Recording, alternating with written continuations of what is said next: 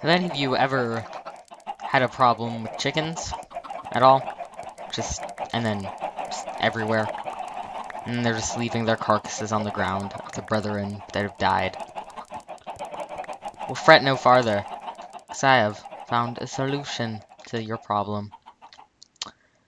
They all disappeared, but this is what this is. It is an arrow cannon that will shoot in bursts of 25 arrows each every, I don't know, couple of seconds. So as you can see, that shoots really far, and it's beautiful. Murdering chickens and scaring the others off, because of course if we killed them all in one shot, it would not strike fear into them. Now they will not know if they will live or die by the next burst. It's beautiful. Okay, well anyway guys, I have a arrow tutorial for you here, or arrow tutorial, not arrow tutorial, but so that is really loud. Okay. So I have a larger version that'll repeat itself, and then the smaller version that doesn't have the burst function, but it's a lot more compact.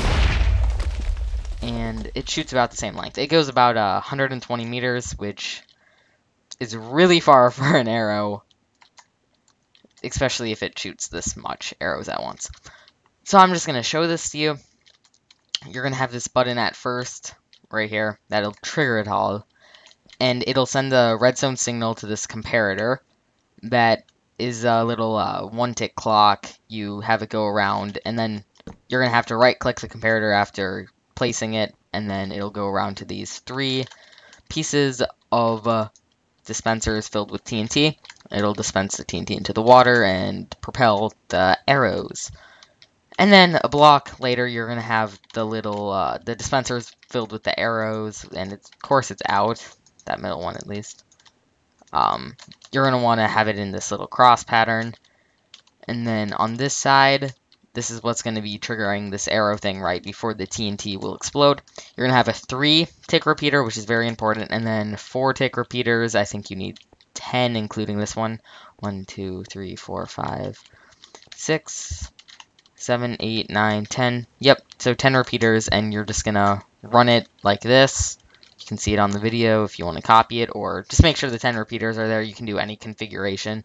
Just make sure it goes back into the back of this comparator like this. Make sure to right-click it again, and then it has to be 3 red pieces of redstone dust before it runs into that. That's very important, otherwise it won't work. It's one thing with that clock. And then if you want it to repeat, you just run it here with 1, 2, 3, 4, 5, 6, 7. So 7 after the original 1, 2, 3, 4, 5, 6. So the 7 after the original 6. That just gives it some time so the TNT that's dispensed here won't shoot up and blow everything up. So just copy it like this if you want to make sure it works. And then this is the on and off for the repeating. What this does is if this is out, the redstone signal will go here, here, and then just restart the entire thing. So I'm just going to show you this a couple more times. And then show you that one, which is, you can probably figure it out. So one more. So this shoots really, really far, and let's actually just go see how far that farthest arrow has gotten. It is out here, it seems. I'm going to go with average of the farther ones. It's going to be right about, yeah, 120 meters. I labeled them. The farther ones out. And the chickens have been moving slowly closer. Oh no.